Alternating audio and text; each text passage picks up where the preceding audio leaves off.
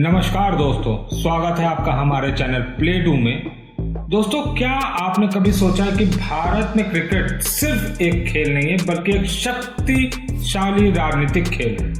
Cricket का मैदान जहां चैंपियंस बनते हैं, वहीं एक और खेल चल रहा है, सत्ता का। बीसीसीआई, जो कि दुनिया का सबसे अमीर क्रिकेट बोर्ड है, जिसकी सालाना आय लगभग 2500 करोड़ से भी ज्यादा है, लेकिन क्या आप जानते हैं कि इस विशाल साम्राज्य की कमान किसके हाथ में है? आज हम जानेंगे वो कौन है जो भारतीय क्रिकेट के दिल की धड़कन पर नियंत्रण रखते हैं। हमारे देश में क्रिकेट धर्म है और बीसीसीआई इसका मंदिर, लेकिन क्या आप जानते हैं कि इस मंदिर के पुजारी कौन है और वे किस छिपे एजेंडे के तहत काम करते हैं? आज के एपिसोड में दोस्तों मैं आपको ले चलूंगा बीसीसीआई के अंदरूनी गलियारों में, जहां सत्ता के खेल खेले जाते हैं। तैयार हो जाइए, क्योंकि यह कहानी आपके क्रिकेट देखने के नजरिए को हमेशा के लिए बदल देगी। जब भारत अंग्रेजों के शासन में था, तब सन 1928 में भारतीय क्रिकेट कंट्रोल बोर्ड बीसीसीआई की स्थापना हुई। लेकिन क्या आप जानते हैं कि इसके स्थापना के पीछे क्या कहानी है? शुरुआत में ये सिर्फ एक छोटा सा संगठन था, जिसकी स्थापना राजकुमार भूपेंद्र सिंह, एंथनी डिमोले और ग्रांट गोवन ने की थी। उनका मकसद था भारतीय क्रिकेट को अंतर्राष्ट्रीय मंच पर पहचान दिलाना। बीसीसीआई की स्थापना 1927 में बंबई जिम खाना में हुई थी। शुरुआत के वर्षों में इसे कई चुनौतियों का सामना करना पड़ा, लेकिन समय के साथ बीसीसीआई ने भारतीय क्रिकेट को संगठित किया और विकसित करने में महत्वपूर्ण भूमिका निभाई। 1932 में भारत ने टेस्ट क्रिकेट में प्रवेश किया और धीरे धीरे बीसीसीआई ने अपनी रणनीतिक पहलों और संगठनात्मक क्षमताओं के बल पर भारतीय क्रिकेट को वैश्विक मंच पे स्थापित किया। लेकिन क्या उन्होंने कभी सोचा होगा कि एक दिन यह विश्व क्रिकेट का सबसे ताकतवर संगठन बन जाएगा? आजादी के बाद बीसीसीआई बड़े राजघरानों और अमीर उद्योगपतियों के नियंत्रण में था। क्रिकेट एक ऐसा खेल बन गया जिसमें पैसा और वर्चस्व दोनों थे। क्या आपने कभी सोचा है कि आखिर क्यों अन्य खेलों के मुकाबले क्रिकेट इतना आगे निकल गया? इसका जवाब छिपा है सत्ता के गलियारों में।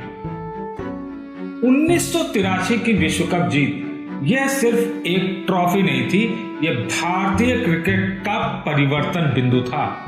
इसके बाद क्या हुआ? जगमोहन डालमिया के नेतृत्व में बीसीसीआई ने क्रिकेट को व्यावसायिक रूप देना शुरू किया। टेलीविजन राइट्स, स्पॉन्सरशिप के जरिए बीसीसीआई की कमाई में भारी इजाफा हुआ। 1990 के दशक में भारत में केबल टीवी का आगमन हुआ और क्रिकेट की बढ़ती लोकप्रियता ने बीसीसीआई को एक आर्थिक महाशक्ति बना दिया। लेकिन क्या आप जानते हैं असली गेम चेंजर कौन था? 2008 में आईपीएल की शुरुआत ललित मोदी के इस मास्टर स्ट्रोक ने बीसीसीआई को दुनिया का सबसे अमीर क्रिकेट बोर्ड में बदल दिया। अरबों के टीवी राइट्स, फ्रेंचाइजी, स्पॉन्सरशिप, पैसा ही पैसा। लेकिन दोस्तों, जहां पैसा है वहां सत्ता संघर्ष भी है, और यहीं से शुरुआत होती है हमारी अगली कहानी की, बीसीसीआई के अंदर का सत्ता का खेल। दोस्तों, क्या आपने कभी ध्यान दिया है कि बीसीसीआई में कितने राजनेता हैं, उनके कितने रिश्तेदार हैं? यह कोई संयोग नहीं है। बीसीसीआई आज न केवल एक खेल संस्था है, बल्कि भारतीय राजनीति का एक महत्वपूर्ण उपकरण भी बन चुकी है। सत्ता में बैठी पार्टियां क्रिकेट के माध्यम से जन भावनाओं को साधने, राष्ट्रीयता को बढ़ावा देने और अपने प्रभाव का विस्तार करने के लिए बीसीसीआई का इस्तेमाल करती हैं। सुप्रीम कोर्ट के सुधारों के बावजूद राजनीतिक हस्तक्षेप और परिवारवाद भारतीय क्रिकेट प्रशासन में गहराई से मौजूद है, जो बीसीसीआई को राजनीति और खेल के संगम का सबसे बड़ा उदाहरण बनाता है। इसकी प्रशासनिक संरचना निर्णयों पर भारतीय राजनीति का गहरा प्रभाव था। दोस्तों दशकों से चाहे केंद्र में कोई भी पार्टी रही हो, क्रिकेट प्रशासन पर राजनीतिक हस्तक्षेप और परिवारवाद स्पष्ट रूप से दिखता है। क्रिकेट और राजनीति भारत के दो सबसे बड़े जुनून, और जब ये दोनों मिल जाते हैं तो बनता है एक ऐसा कॉकटेल जिसका नशा हर किसी को चाहिए। बीसीसीआई का इतिहास राजनीतिक हस्तक्षेप से भरा पड़ा है। एनकेपी साल्वे, शरद पवार, अरुण जेटली, राज सिंह डूंगरपुर, ये सभी प्रमुख राजनेताओं ने बीसीसीआई के अध्यक्ष के रूप में काम किया है। लेकिन आखिर राजनेताओं को क्रिकेट से इतना प्यार क्यों है? क्योंकि बीसीसीआई एक एनजीओ के रूप में पंजीकृत है, ना कोई सरकारी नियंत्रण है, ना ही आरटीआई। अरबों की कमाई और जनता की अपार भावना का खेल, ये कौन नहीं चाहेगा दोस्तों। और ये सत्ता का खेल सिर्फ राजनीतिक ही नहीं बल्कि क्षेत्रीय भी है। उत्तर बनाम दक्षिण, नॉर्थ बनाम साउथ, बीसीसीआई में हर क्षेत्र में अपना दबदबा चाहता है। 2013 में आईपीएल स्पॉट फिक्सिंग स्कैंडल ने बीसीसीआई की दुनिया को हिला दिया। क्या आप जानते हैं इसके बाद क्या हुआ? लोढ़ा कमेटी का गठन सुप्रीम कोर्ट ने जनवरी 2015 में किया, जिसका मुख्य उद्देश्य बीसीसीआई में सुधार लाना और 2013 के आईपीएल सट्टेबाज घोटाले में दोषियों की सजा तय करना था।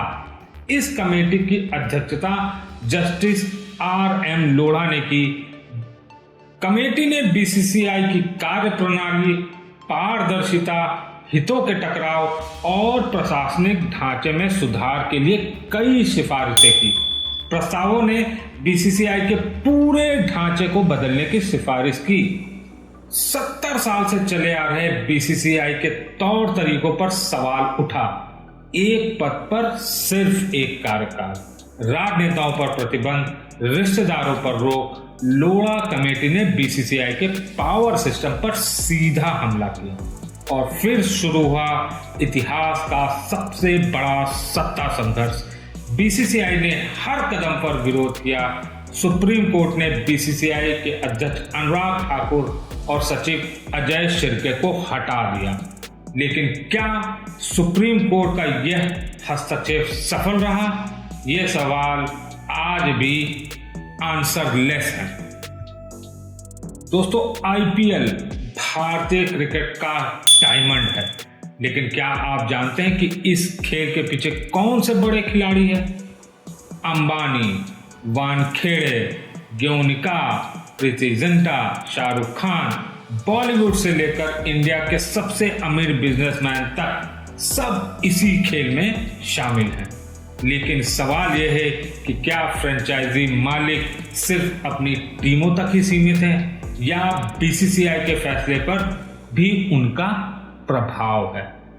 देखिए, आईपीएल फ्रेंचाइजी हर साल सैकड़ों करोड़ का निवेश करती है। क्या वे चुपचाप बैठकर देखेंगे कि बीसीसीआई क्या नियम बनाता है? डेफिनेटली दोस्तों नहीं। 2021 में आईपीएल को कोविड के कारण स्थगित करना पड़ा। किसने फैसला लिया, बीसीसीआई या फ्रेंचाइजी मालिकों ने? इन सवालों के जवाब हमें दिखाते हैं कि पर्दे के पीछे कितना बड़ा शक्ति संघर्ष चल रहा है।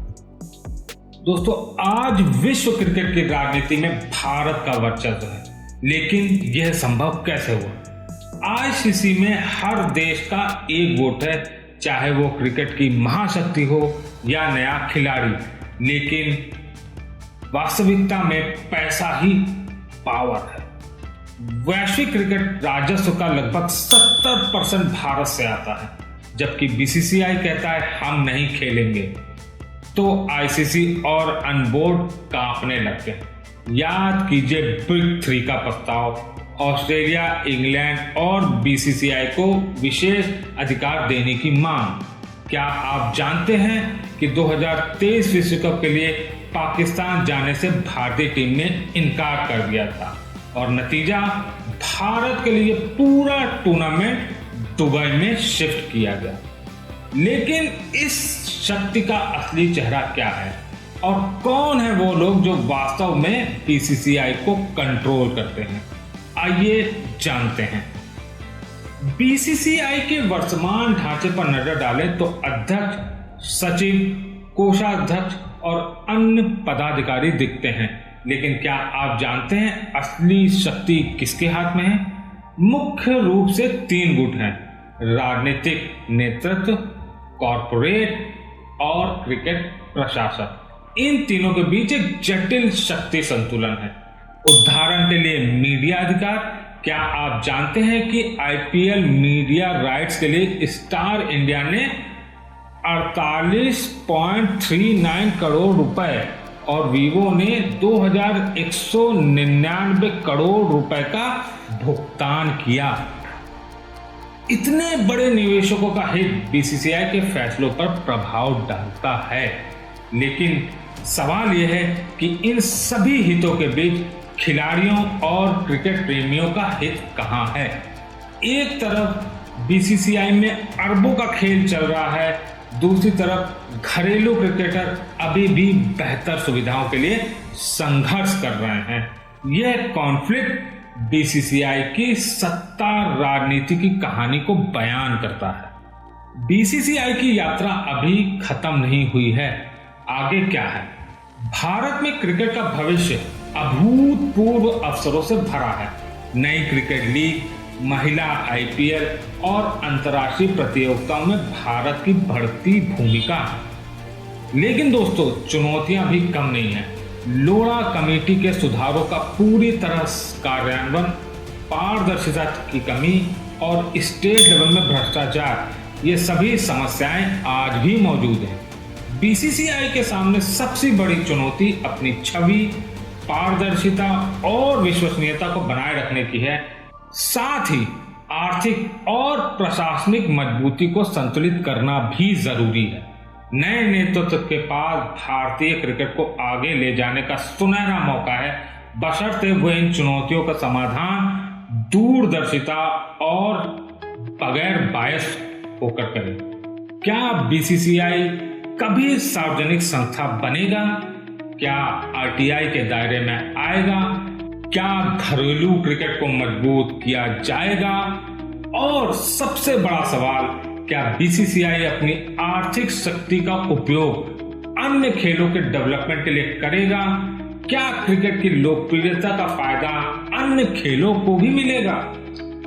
भारत में क्रिकेट सिर्फ एक खेल नहीं बल्कि राष्ट्रीय गौरव का प्रतीक है और बीसीसीआई इस राष्ट्रीय भावनाओं का संरक्षक है। जब भारतीय टीम विश्व कप जीतती है तो पूरा देश जश्न मनाता है और बीसीसीआई ने इस भावना को सफलतापूर्वक कॉमर्शियल रूप दिया है। लेकिन क्या यह शक्ति जिम्मेदारी के साथ आती है? क्या बीसीसीआई को अपनी इस अपार शक्ति का उपयोग पॉजिटिव सोशल बदलाव करने के लिए करना चाहिए? क्या आप जानते हैं कि कोविड के दौरान बीसीसीआई ने पीएम केयर फंड में 51 करोड़ रुपए का दान दिया था? यह दिखाता है कि बीसीसीआई अपनी सामाजिक जिम्मेदारी को समझता है। बीसीसीआई की शक्ति और प्रभाव का उपयोग सिर्फ क्रिकेट के विकास के लिए नहीं बल्कि समाज के कल्याण के लिए भी किया जा सकता है। क्या आप सहमत हैं? तो दोस्तों, हमने क्या सीखा? बीसीसीआई एक जटिल सत्ता संरचना है जहां राजनीति, व्यापार और खेल का अद्भुत मिक्सचर है। लेकिन हमें यह नहीं भूलना चाहिए कि बीसीसीआई की सफलता का असली कारण हम क्रिकेट प्रेमी हैं। हमारा जुनून, हमारा प्यार और हमारा समर्थन ही बीसीसीआई को इतना शक्तिशाली बनाता है। आज हमने बीसीसीआई के अंदरूनी खेल को समझा, लेकिन अंत में हमें याद रखना चाहिए कि क्रिकेट हमारी साझा विरासत है, इसकी शक्ति और सौंदर्य में हमारा योगदान है। और क्या आप बीसीसीआई के इस सत्ता का खेल का हिस्सा है? और हाँ, आप हैं। जब हर बार आप मैच देखते हैं, टिकट खरीदते हैं, टीम की जर्सी पहनते हैं, तो आप इस खेल को मोटिवेशन और शक्ति प्रदान करते हैं। तो दोस्तों, अगर आपको ये वीडियो पसंद आया तो कृपया लाइक करें, शेयर करें हमारे चैनल प्लेडू को सब्सक्राइब करें और हाँ, बेल आइकन जरूर दबाएं ताकि आप भारतीय क्रिकेट के ऐसे ही रोचक पहलुओं पर हमारे अगले वीडियो से चूक ना जाएं। कमेंट बॉक्स में हमें जरूर बताएं कि आप क्या चाहते हैं कि हम आईपीएल के पीछे की कहानी पर अगला वीडियो बनाएं। तब तक जय हिंद, जय भारत, जय भारतीय क्रिकेट। अपना ध्यान रखिए, खुश रहिए, आपका दिन शुभ हो। धन्यवाद।